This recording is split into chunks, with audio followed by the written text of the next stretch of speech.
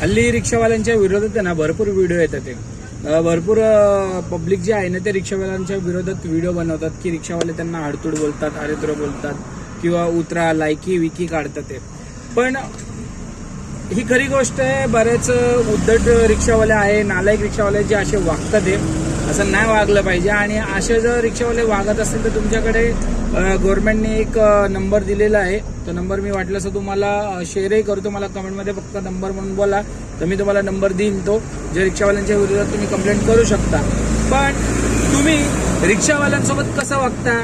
जर रिक्षाकडून झालं ए रिक्षा, अरे तो रिक्षा जर नाही थांबला तो असा आहे, त्याला माझाच आहे, त्याला चरबी. अरे तुम्हाला माहितीये का तो जाणारा रिक्षावाला कदाचित त्यांनी भाडं उचललं असेल, कदाचित त्याला दुसरीकडे जायचं असेल, कदाचित त्याला घरी जायचं असेल, कदाचित त्याला लघवी हागाय मुताय कुठेतरी जायचं असेल.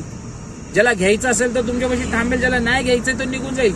पण जो माणूस तुम्ही सांगितल्यानंतर ना तिथे जाणार नाही, इथं जाणार नाही बोलेल, त्याच्या विरोधात तुम्ही कंप्लेंट करू शकता.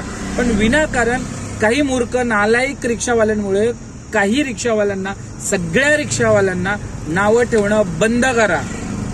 कारण जेवढी चुकी जर तुम्ही रिक्षावाल्यांची काढता त्याच्यापेक्षा जास्त चुकी तुमची सुद्धा असते. समजलं? जय महाराष्ट्र मंडळी.